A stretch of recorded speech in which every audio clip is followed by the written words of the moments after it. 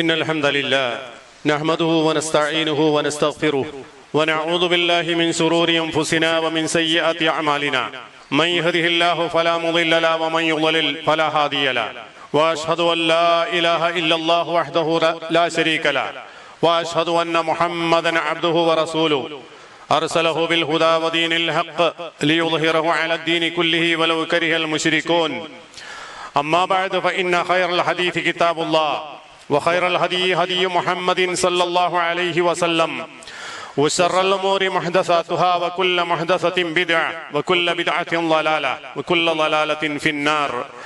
أعوذ بالله من الشيطان الرجيم. بسم الله الرحمن الرحيم.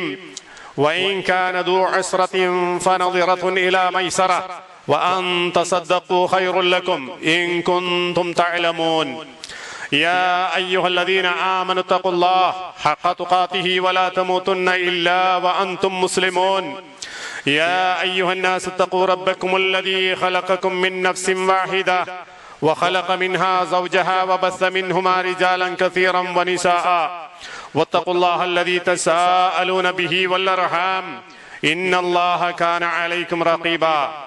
يا أيها الذين آمنوا اتقوا الله وقولوا قولا سديدا يصلح لكم أعمالكم ويغفر لكم ذنوبكم ومن يطع الله ورسوله فقد فاز فوزا عظيما.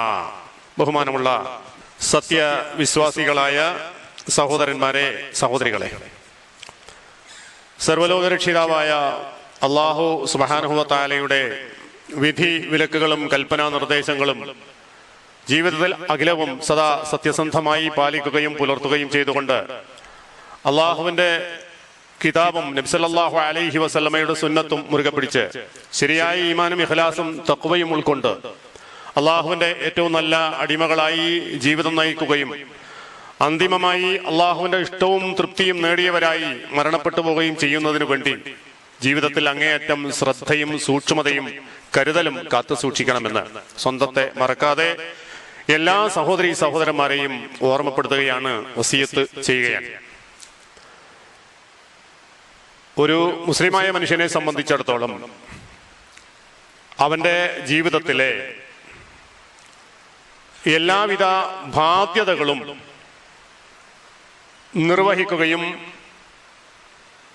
ഒരാളുടെയും അവകാശങ്ങളോ ഹക്കുകളോ ജീവിതത്തിൽ ബാക്കിയാകാത്ത നിലയിൽ ഈ ദുനിയാവിൽ നിന്ന് പിരിഞ്ഞു പോവുകയും ചെയ്യാൻ കഴിയുക എന്നതാണ് ഏറ്റവും വലിയ മഹാഭാഗ്യം എന്ന് പറയുന്നത്. അങ്ങനെയുള്ള അവകാശങ്ങളിൽ ഏറ്റവും പ്രധാനപ്പെട്ട കാര്യം ഒരു സൃഷ്ടിക്ക് സൃഷ്ടാവിനോടുള്ള ബാധ്യതകളാണ്. അതിനെക്കുറിച്ചാണ് കഴിഞ്ഞ ആഴ്ചയിൽ നമ്മൾ സംസാരിക്കേണ്ടായത്. ഇന്നത്തെ ഖുത്ബയിലൂടെ ഒരു മനുഷ്യനുമായി ഉണ്ടാകാറുള്ള ബാധ്യതകളും അതിൽ ബാക്കിയായി കിടക്കുന്നതായ സംഗതികളും എന്താണ്, അതിന്റെ ഗൗരവം എന്താണ് എന്നതാണ് സംസാരിക്കാൻ ഉദ്ദേശിക്കുന്നത്. അഥവാ എല്ലാവിധ കടബാധ്യതകളിൽ നിന്നും മുക്തമായ ഒരു ജീവിതമായിരിക്കണം ഒരു വിശ്വാസിയെ സംബന്ധിച്ചിടത്തോളം ഉണ്ടാകേണ്ടത്. ആരുടെയും ഒരു തരത്തിലുള്ള ഹക്കും നമ്മുടെ കൈവശമായ നിലയിൽ മരിച്ചു പോകുന്ന ഒരു അവസ്ഥ ഇല്ലാതിരിക്കാൻ വേണ്ടി നമ്മൾ സൂക്ഷിക്കണം എന്നതാണ്. കടബാധ്യത എന്ന് പറയുന്നത് ദീനുൽ ഇസ്ലാം വളരെ അധികം ഗൗരവത്തിൽ പറഞ്ഞിട്ടുള്ള വിഷയമാണ്. വിശുദ്ധ ഖുർആനിലൂടെയും തിരുസുന്നത്തിലൂടെയും നമ്മൾ നോക്കിക്കഴിഞ്ഞാൽ കടബാധ്യതയുടെ വിഷയവുമായി ബന്ധപ്പെട്ടുകൊണ്ട് ഒരുപാട് നിർദ്ദേശങ്ങൾ ദീനുൽ ഇസ്ലാം മുന്നോട്ട് വെച്ചതായി കാണാൻ പറ്റും. അതിന്റെ നിയമങ്ങളും വ്യവസ്ഥകളും ഒരുപാട് പറഞ്ഞിട്ടുണ്ട്. അതുകൊണ്ട് തന്നെ നമ്മുടെ ജീവിതത്തിൽ അങ്ങേയറ്റം സൂക്ഷിക്കേണ്ട ഒരു കാര്യമാണ് കടബാധ്യതയിൽപ്പെടുക എന്ന് പറയുന്നത്. ഒരവസരത്തിൽ മദീന മസ്ജിദിൽ നബി സല്ലല്ലാഹു അലൈഹി വസല്ലമ കയറി ചെല്ലുന്ന സമയത്ത് ഒരു അൻസാരിയായ അബൂ ഉമാമത്തുൽ ബാഹിലി റളിയല്ലാഹു തആല അൻഹു മസ്ജിദിൽ ഇരിക്കുകയാണ്. അങ്ങനെ റസൂലുള്ളാഹി സ്വല്ലല്ലാഹു അലൈഹി വസല്ലം ചെന്നപ്പോ ഇദ്ദേഹത്തെ കാണുന്നു. ഉടനെ റസൂൽ ചോദിച്ചു, യാ അബാ ഉമാമ മാലി അറാക ജാലിസൻ ഫിൽ മസ്ജിദ്. അല്ല, നീ എന്താണ് മസ്ജിദിൽ വന്നിങ്ങനെ ഇരിക്കുന്നത്? ഫീ ഗൈരി വഖ്തിൽ സ്വലാത്ത്, നിസ്കാരത്തിന്റെ സമയം അല്ലാത്തൊരു സമയത്ത് ഇങ്ങനെ മസ്ജിദിൽ വന്നിരിക്കുന്നത് എന്താണ്? സാധാരണയിൽ നിസ്കാര സമയത്ത് ഒരാൾ വന്നാൽ ആരും ചോദ്യം ചെയ്യില്ല. നിസ്കരിക്കേണ്ടതില്ലാത്ത, ജമാഅത്ത് നിസ്കരിക്കേണ്ടതില്ലാത്ത ഒരു സമയത്ത് എന്തിനാണ് ഇങ്ങനെ പള്ളിയിൽ വന്നിരിക്കുന്നത് എന്നാണ് ചോദ്യം. ഖാല, അപ്പൊ അദ്ദേഹം പറഞ്ഞു, ഹുമൂമുൻ ലസിമത്നി, എന്നെ കുറെ മാനസികമായ ബുദ്ധിമുട്ടുകൾ അലട്ടുന്നുണ്ട്, കുറെ ഹമ്മുകളുണ്ട്, വേറെ മാനസികമായ ബുദ്ധിമുട്ടുകളും വ്യസനങ്ങളും ഒക്കെ എന്നെ ബാധിച്ചുകൊണ്ടിരിക്കുകയാണ്, എന്റെ കൂടെയുണ്ട്. കുറെ കടങ്ങളും ഉണ്ട്. അപ്പൊ കടം എന്ന് പറയുന്നത് മനുഷ്യനെ വേദനിപ്പിക്കുന്ന, മനുഷ്യനെ ബുദ്ധിമുട്ടാക്കുന്ന, ഒരു വിശ്വാസിയെ സംബന്ധിച്ചിടത്തോളം അങ്ങേയറ്റം പേടിപ്പെടുത്തുന്ന ഒരു കാര്യമാണ്. ഇത് റസൂലുള്ളാഹി സ്വല്ലല്ലാഹു അലൈഹി വസല്ലമയുടെ അദ്ദേഹം പറഞ്ഞപ്പോ ഖാല, റസൂൽ പറഞ്ഞു, അഫലാ ഉഅലിമുക കലാമൻ ഇദാ ഖുൽതഹാ അദ്ഹബല്ലാഹു അസ്സ വജല്ല ഹമ്മക വഖലാ അൻക ദൈനക. ഞാൻ ചില കലാം നിനക്ക് പറഞ്ഞു തരട്ടെ. ആ കലാം നീ പറയുകയാണ് എങ്കിൽ അദ്ഹബല്ലാഹു അസ്സ വജല്ല ഹമ്മക, നിന്റെ മനസ്സിലുള്ള വിഷമങ്ങളെ അല്ലാഹു തആല ഇല്ലാതാക്കും. വഖലാ അൻക ദൈനക, നിന്റെ കടം അല്ലാഹു തആല വീട്ടുകയും ചെയ്യും. എന്ന് വെച്ചാൽ കടം വീടാനുള്ള വഴികൾ അല്ലാഹു തആല ഉണ്ടാക്കും, മാനസികമായ ബുദ്ധിമുട്ടുകൾ അല്ലാഹു തആല നീക്കിത്തരും. ആ കാര്യം നീ പറഞ്ഞാൽ. ഖാല, അപ്പൊ അബൂ ഉമാമ റളിയല്ലാഹു തആല അൻഹു പറഞ്ഞു, ഖുൽതു, ഞാൻ പറഞ്ഞു, ബലാ യാ റസൂലല്ലാഹ്, അല്ലാഹുവിന്റെ റസൂലേ, അങ്ങനെക്കത് പറഞ്ഞു തരിക.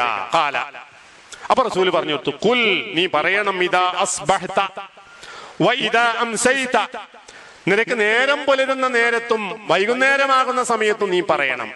അസ്ബഹത എന്ന് പറഞ്ഞാൽ പ്രഭാതവേളയിൽ അഥവാ സുബ്ഹി നിസ്കാരം കഴിഞ്ഞ് ഉദയം വരുന്നത് വരെയുള്ള സമയം, അതാണ് രാവിലെ നേരം, ഇസ്ബാഹിന്റെ നേരം എന്ന് പറയാ.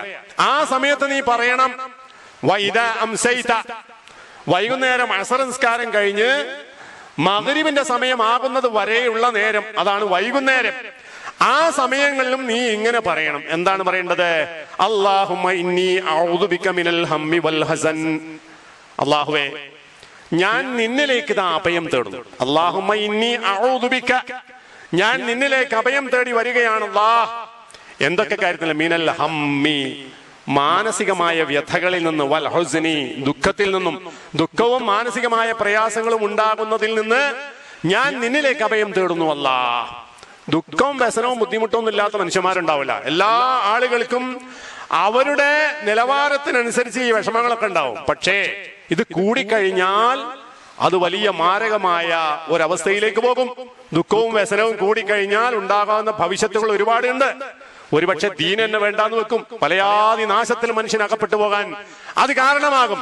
അതുകൊണ്ട് തന്നെ അത്തരം പ്രയാസങ്ങളിൽ നിന്ന് അല്ലാഹുവേ, ഞാൻ നിന്നിൽ അഭയം തേടുന്നു. പിന്നെയോ വഅഊദു ബിക മിനൽ അജ്സി വൽ കസ്ലി, അജ്സിൽ നിന്നും കസ്ലിൽ നിന്നും ഞാൻ നിന്നിൽ അഭയം തേടുന്നു. എന്താണ് അജ്സ് എന്ന് പറഞ്ഞാൽ? ദൗർബല്യം, ബുദ്ധിമുട്ട്.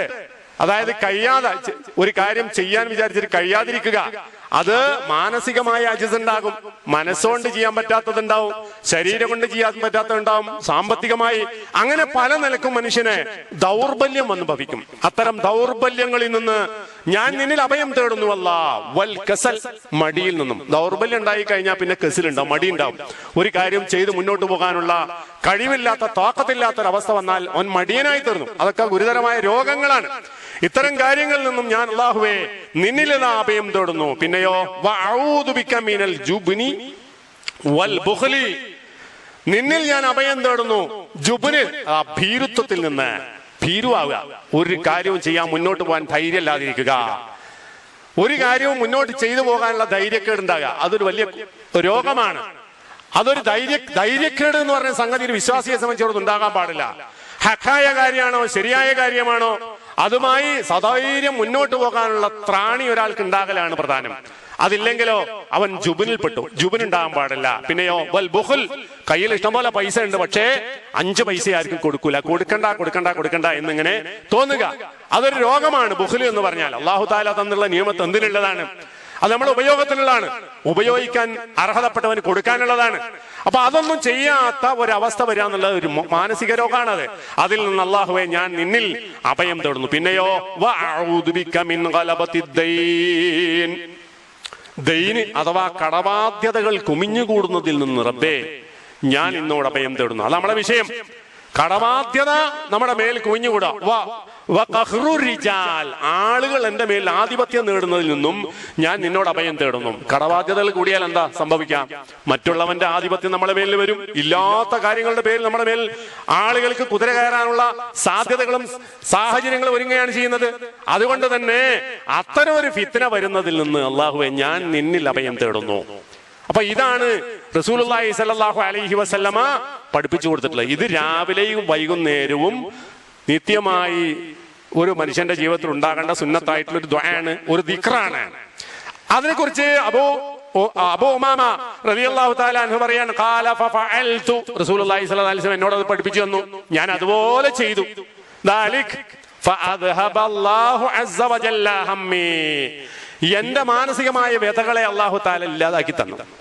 വഖദാ അന്നി ദൈനി, എന്നിൽ നിന്നുള്ള കടം അല്ലാഹു തആല വീട്ടി തന്നു. അപ്പൊ കടം എന്ന് പറഞ്ഞാൽ വീടാന്നുള്ള കാര്യം തന്നെ നമ്മൾ ചെയ്യേണ്ട കാര്യങ്ങളാണ്. കടം വീടങ്ങൾ അതിനാവശ്യമായ കാര്യങ്ങൾ നമ്മൾ ചെയ്യണം, അതിന് അസ്ബാബുമായി നമ്മൾ ബന്ധപ്പെടണം. അങ്ങനെ ബന്ധപ്പെടുന്നതിലൂടെ അല്ലാഹു സുബ്ഹാനഹു വ തആല ആ മാർഗത്തിൽ നമുക്കൊരു എളുപ്പം കൈവരിച്ചു തരും, നമ്മൾ അള്ളാഹുവിന്റെ കോടതിയിലേക്ക് കൈയുയർത്തിയാൽ. അപ്പൊ ഇതൊക്കെ മനുഷ്യനെ ബാധിക്കുന്ന ഈ പ്രശ്നങ്ങളാണ്. ഈ പ്രശ്നങ്ങളൊക്കെ ഉണ്ടാകുമ്പോൾ ഒരു വിശ്വാസിയിൽ ഉണ്ടാകേണ്ട കാര്യം എന്താ? കൈ എപ്പോഴും ഉയരേണ്ടത് എങ്ങനെയാ? അള്ളാഹുവിലേക്കാണ് കൈ ഉയരേണ്ടത്, അള്ളാഹുവിലാണ് അഭയം തേടുന്നത്. ഈ പറഞ്ഞ പ്രശ്നങ്ങളൊക്കെ എന്താ? ലൗകികമായ ലോകത്ത് നമ്മളൊക്കെ അനുഭവിക്കുന്ന പ്രശ്നം. എത്ര നിസാരമായ കാര്യമാണെങ്കിലും അതൊക്കെയും നമ്മൾ അള്ളാഹുവിന്റെ കോടതിയിൽ സമർപ്പിക്കുക. അതാണ് ഒരു വിശ്വാസിയുടെ ഒന്നാമത്തെ ചുമതല. അതേപോലെ തന്നെ വേദനയും പ്രയാസവും ഉണ്ടാകുമ്പോൾ നമ്മൾ അഭയമായി തേടേണ്ട എവിടെയാ? അബൂ ഉമാമത്തുൽ ബാഹിലി പോയത് എവിടെയാണ്? അള്ളാഹുവിന്റെ മസ്ജിദിലാണ്, അള്ളാഹുവിന്റെ ഭവനത്തിൽ പോയി ഇരിക്കുകയാണ്. സമാധാനം കിട്ടുന്ന ഇടം അതാണ്. അവിടെ വന്നിരിക്കുകയും അള്ളാഹുവിനോട് പറയുകയും ചെയ്യുക. ഇതൊക്കെയാണ് ഒരു വിശ്വാസിയിൽ ഉണ്ടാകേണ്ടത്. അതിനപ്പുറത്തേക്ക് വേറെ പല മാർഗങ്ങളിലേക്കൊന്നും പോകാൻ ഒരാൾക്കും അവകാശമില്ല. അങ്ങനെ പോകുമ്പോഴാണ് എന്തുണ്ടാകുന്നത്? ഇസ്ലാമിന്റെ വൃത്തത്തിൽ നിന്ന് ഒരാള് പുറത്തു ചാടി പോകുന്നത്. അപ്പൊ അത്രയും ഗൗരവമുള്ള ഒരു വിഷയമാകുന്നു അത്. ഇവിടെ ദൈനുമായി, കടവുമായി, അതിന്റെ പ്രാധാന്യം, അതുമായി ബന്ധപ്പെട്ട വിഷയത്തെ സംബന്ധിച്ചാണ് ആണല്ലോ നബി സല്ലല്ലാഹു അലൈഹി വസല്ലമ ഇവിടെ പറഞ്ഞിട്ടുള്ളത്. അപ്പൊ അതുകൊണ്ട് തന്നെ ദൈൻ അഥവാ കടം എന്നതുമായി ബന്ധപ്പെട്ടുകൊണ്ട് നമ്മൾ ശ്രദ്ധിക്കേണ്ടതായ ഒരുപാട് വിഷയങ്ങളുണ്ട്. കടം എന്ന് പറഞ്ഞാൽ എപ്പോഴാണ് നമുക്ക് ആവശ്യമായി വരുന്നത്? ഖദ് യഹ്താജു അൽ ഇൻസാനു ഇലാ മാലിൻ ലിഖളാഇ ഹാജതി ഔ ഹാജതി അയാലി, നമ്മളുടെ ആവശ്യം അല്ലെങ്കിൽ നമ്മുടെ കുടുംബത്തിന്റെ ആവശ്യത്തിന് നമ്മുടെ കയ്യിലുള്ള പൈസ മതിയാകാതെ വരുമ്പോഴാണ് നമ്മൾ മറ്റൊരാളോട് ചോദിക്കേണ്ടി വരുന്നത്. അതിനാണ് കടം എന്ന് പറയാം. ഈ ആവശ്യം എന്ന് പറഞ്ഞാൽ എന്താണ്? ഒന്നുകിൽ അവനവന്റെ വീട്ടിന്റെ ഭക്ഷണ സാധനങ്ങൾ, നിത്യനിദാന ചെലവുകൾ അതിന് തികയുന്നില്ല, അതില്ല, റേഷൻ വാങ്ങാൻ കയ്യിൽ കാശില്ലാതെ വരുമ്പം അയാൾക്ക് എന്ത് ചെയ്യാം? അത് കിട്ടാൻ വേണ്ടി ഒരാളോട് ചോദിക്കാം. ഒരാളുടെ കച്ചവട സ്ഥാപനം അഭിവൃദ്ധിപ്പെടുത്തണം, അതായത് ന്യായമായ നിലയിൽ അഭിവൃദ്ധിപ്പെടുത്തണം, അല്ലെങ്കിൽ അതിൽ ഉപജീവനം കിട്ടണം. അതിന് സ്വന്തം കയ്യിൽ കാശില്ല, അല്ലെങ്കിൽ പോരായ്മ വന്നു, അയാൾക്ക് മറ്റൊരാൾ വാങ്ങാം. അങ്ങനെയുള്ള സന്ദർഭത്തിലാണ് അയാൾ കടത്തെ ആശ്രയിക്കേണ്ടി വരുന്നത്. അതായത് ഫയൽ ജൗ ഇല ദൈൻ, ഇങ്ങനെയുള്ള സന്ദർഭത്തിൽ അയാൾ കടത്തിലേക്ക് ആശ്രയിക്കേണ്ടി വരുന്നു. അങ്ങനെ ആശ്രയിക്കുന്നത് എന്താണ്? ദീനുൽ ഇസ്ലാം വിലക്കിയതാണോ? അല്ല. ദൈന് എന്ന് പറഞ്ഞാൽ പൊതുവെ എന്താണ്? മറ്റൊരാൾക്ക് കീഴടങ്ങലാണ്, അതിന് പിടികൊടുക്കാതിരിക്കലാണ് ഒരാളുടെ ബുദ്ധി. ഒരു കടബാധ്യതയിൽ പെടാതെ സൂക്ഷിക്കുക എന്നതാണ് ഒരാളുടെ ബുദ്ധി. അതാണ് ഒരാളുടെ ഇസ്സത്തിന്റെ അടയാളം എന്ന് പറയുന്നത്. ഇനി ഒരാൾക്ക് അങ്ങനെ നിലനിർത്താൻ കഴിഞ്ഞിട്ടില്ലെങ്കിലോ, അത്യാവശ്യ സാഹചര്യം, പലതരത്തിലുള്ള സാഹചര്യങ്ങൾ മനുഷ്യന് വരാലോ, രോഗം വരാം, കഷ്ടപ്പാടുകൾ വരാം, അതൊക്കെ അല്ലാഹു തആല നിശ്ചയിച്ചതാണ്. അത്തരം സന്ദർഭങ്ങളിൽ സാമ്പത്തികമായി പരാധീനതകൾ വരാം. അപ്പൊ എന്ത് ചെയ്യണം? ഇല്ലെങ്കിൽ ഒരാളോട് നമുക്ക് ചോദിക്കാം. അതെന്താണ്? അല്ലാഹു തആല അനുവദിച്ചതാണ്. ഖദ് അബാഹല്ലാഹു അദ്ദൈൻ, ഈ നിരക്കുള്ള കടമെടുക്കുക എന്ന് പറയുന്നത് അല്ലാഹു തആല നമുക്ക് അനുവദിച്ചതാണ്. ജഅല ലഹു ശുറൂതൻ വ അദബൻ എന്ന് പറഞ്ഞാൽ നിരുപാധി അങ്ങോട്ട് അനുഭവിച്ചൊരു സംഗതിയല്ല. അതിനെന്തുണ്ട്? കടം ചോദിക്കുക, കടം വാങ്ങുക, കടം കൊടുക്കുക എന്നതിനൊക്കെ അല്ലാഹു സുബ്ഹാനഹു വ തആല ചില ശുറൂത്തുകൾ, ചില നിബന്ധനകൾ വെച്ചിട്ടുണ്ട്. ചില അദബുകളുണ്ട്, മര്യാദകളുണ്ട്. കടം സ്വീകരിക്കാനും കൊടുക്കാനും അദബുണ്ട്, മര്യാദയുണ്ട്. അതിന് ചില നിബന്ധനകളുണ്ട്, വ്യവസ്ഥകളുണ്ട്. ആ നിബന്ധനകളും വ്യവസ്ഥകളും ഒക്കെ പാലിച്ചുകൊണ്ടാണ് കടബാധ്യതകൾ അങ്ങോട്ടും ഇങ്ങോട്ടും ഇടപാടുകൾ നടത്തേണ്ടത്. എന്തിനാ നിബന്ധനകൾ വെച്ചത്, എന്തിനാ അദബ് വെച്ചതെന്ന് ചോദിച്ചാൽ അത് കടം കൊടുക്കുന്നവനും കടം വാങ്ങുന്നവനെയും സംരക്ഷിക്കാൻ വേണ്ടിയാണ്, അപകടത്തിൽ ചാടാതിരിക്കാൻ വേണ്ടിയാണ്. അഹ്താറുകൾ, ബുദ്ധിമുട്ടുകൾ, കടം കൊടുക്കുക വാങ്ങുക അതൊരു വലിയ വിഷയമാണ്. അതുകൊണ്ട് മനുഷ്യൻ അപകടത്തിൽ ചാടും. അത്തരം അപകടത്തിൽ ചെന്ന് ചാടാതിരിക്കാൻ വേണ്ടിയാണ് അല്ലാഹു തആല ഈ കാര്യങ്ങൾക്ക് ചില നിബന്ധനകളും വ്യവസ്ഥകളും ഒക്കെ വെച്ചിട്ടുള്ളത്. അതുകൊണ്ട് ആ നിബന്ധനകൾക്കും വ്യവസ്ഥകൾക്കും വിധേയമായി കൊണ്ടുവേണം ഈ കാര്യം നമ്മൾ കൈയാളാൻ. മുൻഗാമികളൊക്കെ കാലഘട്ടത്തിൽ അവരെന്താണ് ചെയ്യുക, അവർക്ക് കടമായി ആവശ്യമായി വന്നാൽ വളരെ അത്യാവശ്യത്തിനാണ് അവർ കടഞ്ഞേക്കാം.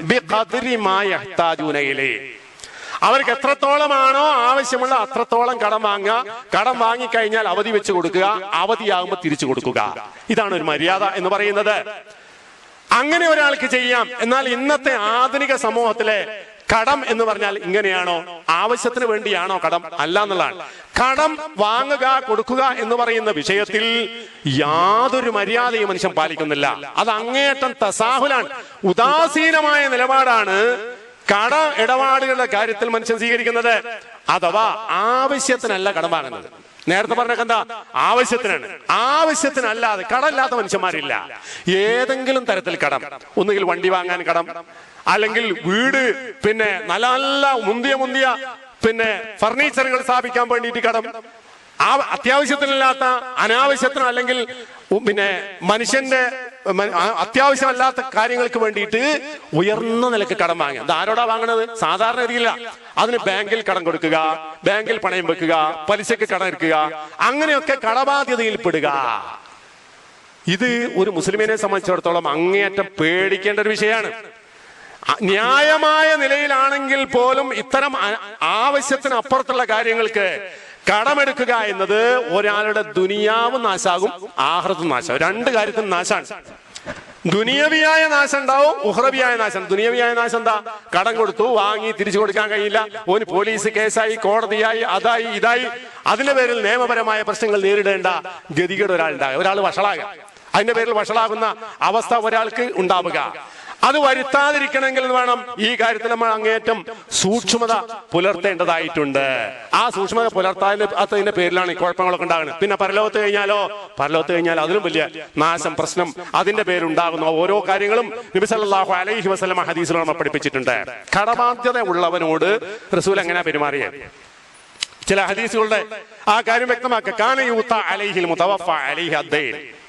റസൂലുള്ളാഹി സല്ലല്ലാഹു അലൈഹി വസല്ലമ മദീന മസ്ജിദിലെ ഖാദിയ, അവിടുത്തെ ഖത്തീബ, അതായത് ഇസ്ലാമിക ലോകത്തിന്റെ രാജ്യത്തിന്റെ തലവന, എല്ലാ അധികാരമുള്ള റസൂല്. അങ്ങനെയുള്ള മസ്ജിദിലേക്ക് കാന യൂത അലൈഹി അൽ മുതവഫ അലൈഹി ദൈൻ, കടബാധ്യതയുള്ള ഒരാളുടെ മയ്യത്ത് കൊണ്ടുവരും. കടബാധ്യതയുള്ള ഒരാളുടെ മയ്യത്ത് കൊണ്ടുവരും. ഫയസ്അൽ, അപ്പോൾ റസൂൽ ചോദിക്കും, ഹൽ തറക ലി ദൈനിഹി ഫദ്ലാ, ഇയാളുടെ കടം വീടാൻ ആവശ്യമായ വല്ലതും അയാളുടെ കയ്യിൽ ബാക്കിയുണ്ടോ, അയാളെ സ്വത്തുണ്ടോ? സ്വത്ത് വിഭജിക്കേണ്ട എങ്ങനെയാ? ഒരാൾ മരിച്ചുപോയി, അയാൾക്ക് അനന്തര സ്വത്തുണ്ടെങ്കിൽ സ്വത്ത് വിഭജിക്കേണ്ട മിംബഅദി വസിയ്യത്തിൻ യൂസി ബിഹാ ഔ ദൈൻ, അയാളുടെ ജീവിതത്തിൽ കടബാധ്യത ഉണ്ടോ അത് കഴിച്ചിട്ട്. രണ്ടാമത്തതോ അയാൾ വസിയത്ത് ചെയ്തിട്ടുണ്ടോ, വസിയത്ത് പൂർത്തിയാക്കിയതിനു ശേഷം ബാക്കിയുള്ളതാണ് വിഭജിക്കേണ്ടതെന്നാണ്. അത്രയും വലിയ ബാധ്യതയാണ്. അപ്പൊ ഇങ്ങനെ കടബാധ്യതയുള്ള ഒരാളെ കൊണ്ടുവന്നാൽ റസൂൽ ചോദിക്കും, ഇയാളെ കടബാധ്യതകൾ വീട്ടാൻ വല്ലതും ബാക്കിയുണ്ടാ?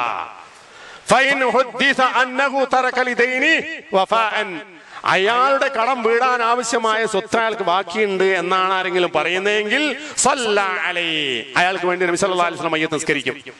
ഇല്ലെങ്കിലോ ഇല്ലെങ്കിൽ പറയും ലിൽ മുസ്ലിമീൻ, മുസ്ലിമീങ്ങളോട് പറയും സല്ലു അലാ സാഹിബിക്കും, നിങ്ങളെ സഹോദരന് വേണ്ടി നിങ്ങൾ നിസ്കരിച്ചോളീൻ. അതായത് മദീന മസ്ജിദിലെ ഖാദിയായ റസൂലുള്ളാഹി സ്വല്ലല്ലാഹു അലൈഹി വസല്ലം ആ നിസ്കാരത്തിൽ നിന്ന് ഒഴിഞ്ഞു നിൽക്കുമായിരുന്നു ആദ്യകാലത്ത്. ഫലമ്മാ ഫതഹല്ലാഹു അലൈഹിൽ ഫുതൂഹ്, പിന്നീട് ഇസ്ലാമിക ലോകം അഭിവൃദ്ധിപ്പെട്ടു, ഒരുപാട് യുദ്ധങ്ങൾ നടന്നു, ഒരുപാട് നാടുകൾ ജയിച്ചടക്കി, സാമ്പത്തികമായി അഭിവൃദ്ധിപ്പെട്ടപ്പോ അപ്പൊ റസൂല് പറഞ്ഞു, അന ഔലൽ മുഅ്മിനീന മിൻ അൻഫുസിഹിം, മുഅ്മിനീങ്ങളായ ആളുകളുടെ കാര്യത്തിൽ അവരെക്കാൾ അവരുടെ കാര്യത്തിൽ യോഗ്യൻ, അത് ചെയ്യേണ്ടത് ഞാനാണ്.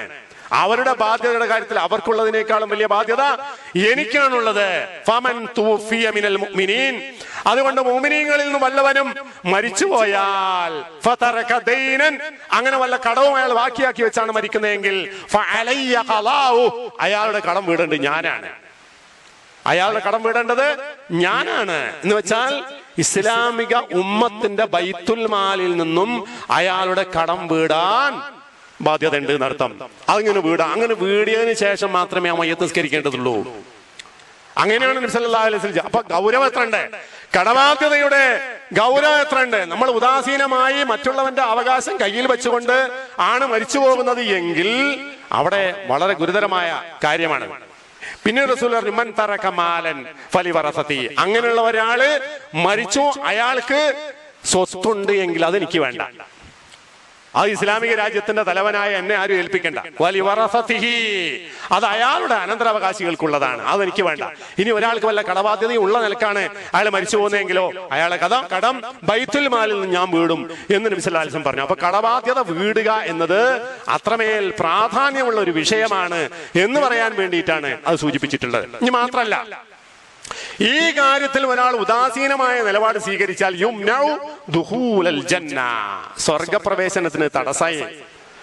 ഒരാള് സാമ്പത്തികമായ ബാധ്യതയോട് കൂടിയാണ് കൊടുക്കാതെ മറ്റുള്ളവന്റെ അവകാശം കയ്യിൽ പിടിച്ചുകൊണ്ടാണ് മരിച്ചു പോകുന്നതെങ്കിൽ യുംനഉ ദുഖൂലുൽ ജന്ന മാ ലം യുഖ്ളാ അൻ, അയാളിൽ നിന്നും ആ കടബാധ്യത വീടപ്പെടുവോളം അയാൾക്ക് സ്വർഗപ്രവേശനത്തിന് തടസ്സമായി നിൽക്കുന്ന നബി സല്ലല്ലാഹു അലൈഹി വസല്ലം ഹദീസ് ഉണ്ട്. നഫ്സുൽ മുഅ്മിൻ, ഒരു വിശ്വാസിയുടെ, ഒരു മുഅ്മിനായ മനുഷ്യന്റെ ആത്മാവ് മുഅല്ലഖതും ബിദൈനിഹി, അയാളുടെ കടബാധ്യതയുമായി ബന്ധിതമാണ്. ഒരാൾ മരിച്ചു പോകുമ്പോ അയാൾ കടം വീടാതെയാണ് പോകുന്നതെങ്കിൽ അയാളോടൊപ്പം എന്തുണ്ട്, അയാളുടെ കടബാധ്യതയുണ്ട്. ഹത്താ യുഖ്ളാ അൻ, അയാളിൽ നിന്ന് അത് വീടപ്പെടുവോളം. ഒന്നുകിൽ അയാൾ വീടണം, മരിക്കണതിന് മുമ്പ് അയാൾ വീടണം, അല്ലെങ്കിൽ അയാൾ വീടാൻ വേണ്ടി വസിയത്ത് ചെയ്യണം, അതുമല്ലെങ്കിൽ അയാൾക്ക് വേണ്ടി അയാൾ ഉത്തരവാദപ്പെട്ടവനായ ആളുകൾ വീടണം, അതുമല്ലെങ്കിൽ ഇസ്ലാമിക ഭരണ സംവിധാനമുള്ള നാടാണെങ്കിൽ ഭരണാധികാരികൾ വീടണം. ഏതെങ്കിലും തരത്തിൽ അത് വീടപ്പെടാതെ ഒരാൾ മരിച്ചുപോയാൽ അയാൾ ആ കടവുമായി ബന്ധിതമായിക്കാണ് മരിച്ചു പോകുന്നത്. അപ്പൊ സ്വാഭാവികമായും അയാളുടെ പാരത്രിക ജീവിതത്തെ അത് ബാധിക്കുന്ന വിഷയമാണ്. എത്രത്തോളം എന്നാൽ നബി സല്ലല്ലാഹു അലൈഹി വസല്ലം പറഞ്ഞു യുഗ്ഫറു ലിശ്ശഹീദ്, രക്തസാക്ഷിയായ ഒരാൾക്ക് പൊറുക്കപ്പെടും. രക്തസാക്ഷി എന്ന് പറഞ്ഞാൽ എന്താ, അള്ളാഹുവിന്റെ ദീനിന്റെ മാർഗത്തിൽ അടരാടി മരണപ്പെട്ടു പോയിട്ടുള്ള ആൾക്കാണ് ഷഹീദ് എന്ന് പറയാ. അത്തരം ഒരു ഷഹീദായ വ്യക്തിയെ സംബന്ധിച്ചിടത്തോളം യുഗ്ഫറു കുല്ലും മിൻ ദംബി, കുല്ലു ദംബിൻ, എല്ലാ പാപങ്ങളും അയാൾക്ക് പുറത്തു കൊടുക്കും. ഇല്ലദ്ദൈൻ, കടമല്ലാതെ. കടം എന്ന് പറഞ്ഞാൽ ആർക്കുള്ളതാണ്? അത് അള്ളാഹുമായി ബന്ധപ്പെട്ട് മാത്രം ബന്ധപ്പെട്ടൊരു സംഗതിയല്ല. അള്ളാഹുവുമായി ബന്ധപ്പെട്ട് ഉള്ള ഏതേത് കടബാധ്യതകൾ അയാൾക്കുണ്ടോ ഷഹീദിന് അള്ളാഹു തആല യുഗ്ഫർ, പുറത്തു കൊടുക്കും. ഇല്ലദ്ദൈൻ, കടം വഴി. കടം എന്ന് പറഞ്ഞാൽ ആരുമായി ബന്ധപ്പെട്ട? ലോകത്തെ മനുഷ്യന്മാരുമായി ബന്ധപ്പെട്ടതാണ്. അത് പൊറുക്കപ്പെടണമെങ്കിൽ എന്ത് വേണം? അയാളുടെ ഹക്ക് ഇയാൾക്ക് വിട്ടുകൊടുക്കണം. വിട്ടുകൊടുക്കാത്ത കാലത്തോളം എന്താകൂല, അള്ളാഹു തആല പൊറുക്കൂല. അത്രയും ഗൗരവമുള്ള വിഷയമാകുന്നു കടബാധ്യത. അതുകൊണ്ട് അങ്ങേയറ്റം നമ്മൾ സൂക്ഷിക്കേണ്ട ഒരു വിഷയമാകുന്നു. പിന്നെ നബി സല്ലല്ലാഹു അലൈഹി വസല്ലമ ഒരു പ്രാർത്ഥന പഠിപ്പിച്ചിട്ടുണ്ട്. റസൂലുള്ളാഹി സ്വല്ലല്ലാഹു അലൈഹി വസല്ലം പ്രാർത്ഥിച്ചിട്ടുണ്ട്. എന്താണ് പ്രാർത്ഥന? അല്ലാഹുമ്മ ഇന്നി അഊദു ബിക മിനൽ മഅ്സമി വൽ മഗ്റം, അല്ലാഹുവേ ഇസ്മ കുറ്റകരമായ കാര്യങ്ങൾ പെട്ടുപോകുന്നതിൽ നിന്നും, വൽ മഗ്റമി കടക്കാരനായി തീരുന്നതിൽ നിന്നും ഞാൻ നിന്നിൽ അഭയം തേടുന്നു. അല്ലാഹ് എന്തിൽ നിന്നാണ് അഭയം തേടുന്നത്?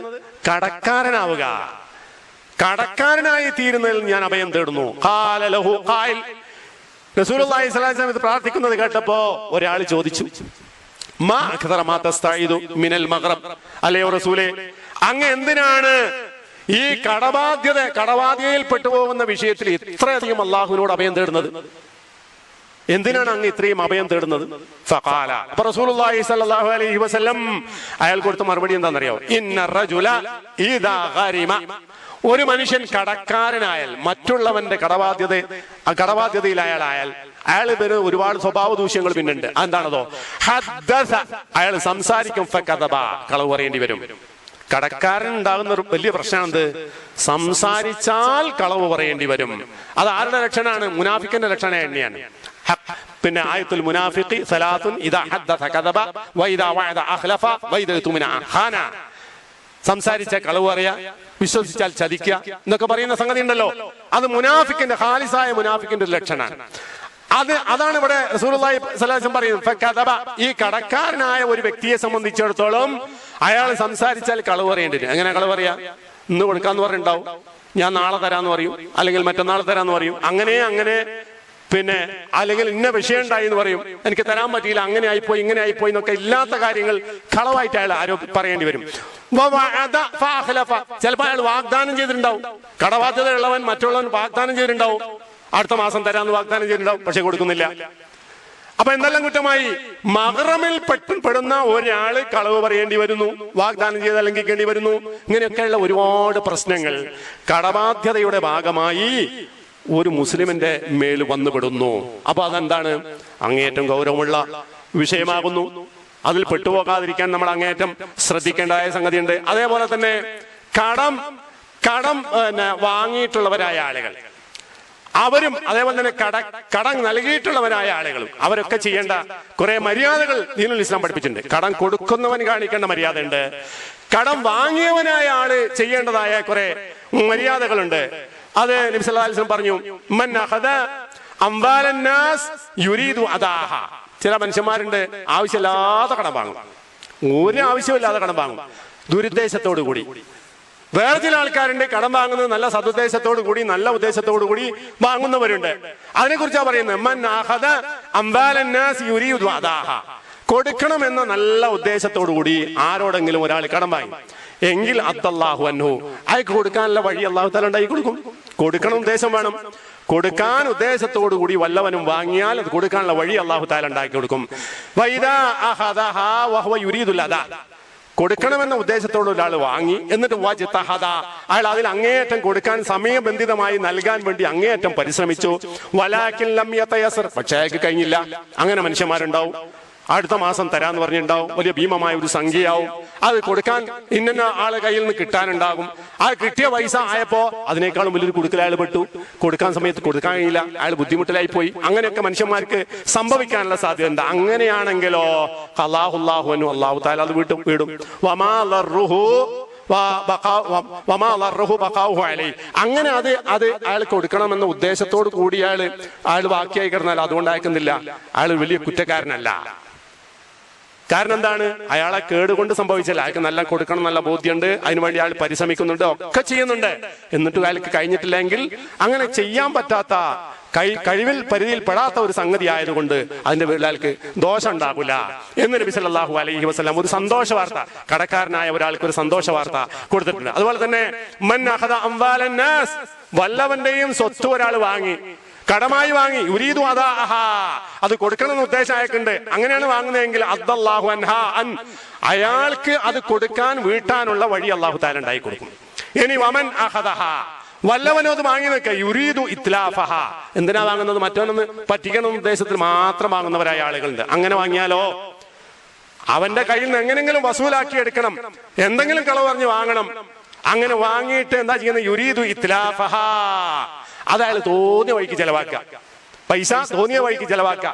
അങ്ങനെ ചെയ്താലോ അത്ലഫഹുല്ലാഹ്, അല്ലാഹു അവനെ നശിപ്പിക്കുന്ന. താൽക്കാലികമൊക്കെ നമുക്ക് രക്ഷ ഉണ്ടാവും, താൽക്കാലികമായി അതും ഇതൊക്കെ നമ്മൾ പറയുന്നുണ്ടാവും, പക്ഷേ ശാശ്വതമല്ല. അങ്ങനെ എത്രയോ കേസുകൾ ദുനിയാവിൽ നമുക്ക് കാണാൻ പറ്റും. അല്ലാഹു സുബ്ഹാനഹു വ തആല അത്ലഫഹു, അവനെ നശിപ്പിക്കുന്നു പറഞ്ഞാൽ എന്താണ്? അത്രയും വലിയ ഗുരുതരമായ ഒരു അക്രമമാണ് അയാൾ ആ വിഷയത്തിൽ ചെയ്തിട്ടില്ല. അങ്ങനെ ഉണ്ടാക്കിയിട്ട് അങ്ങനെ ഞെളിഞ്ഞ് നല്ലവനായി നടക്കാനൊന്നും ആർക്കും കഴിയില്ല. അല്ലാഹു സുബ്ഹാനഹു വ തആല അവനെ നിയന്ത്രിച്ചു കൊണ്ടിരിക്കുന്നവനാണ് എന്നൊരു ബോധം അയാൾക്ക് ആ കാര്യത്തിൽ ഉണ്ടാകേണ്ടതുണ്ട്. അതേപോലെ തന്നെ ചില ആളുകളുണ്ട്, സാമ്പത്തികമായി കഴിയുന്നുണ്ട്, കടം വാങ്ങിയവനാണ്, എന്നാലും അയാൾ കൊടുക്കൂല. അങ്ങനെ കൊടുക്കാത്തവരായ ആള്, അതിനെപ്പറ്റി നബി സല്ലല്ലാഹു അലൈഹി വസല്ലം പറഞ്ഞു, മത്തലുൽ ഗനിയ്യി ദുൽമുൻ, കൊടുക്കാൻ കഴിവുള്ളവനായ ആള് അത് കൊടുക്കാതെ അവധി പറയുക എന്ന് പറഞ്ഞാൽ അത് ദുൽമുൻ, ഒരു അക്രമമാണത്. കയ്യിലുണ്ടായി കഴിഞ്ഞാൽ മറ്റൊരു അവകാശമല്ലേ, അത് കൊടുക്കണം, അത് കൊടുത്തിട്ടില്ലെങ്കിൽ വലിയ അക്രമമാണ്. ഇനി അവിടെ എന്താണ്?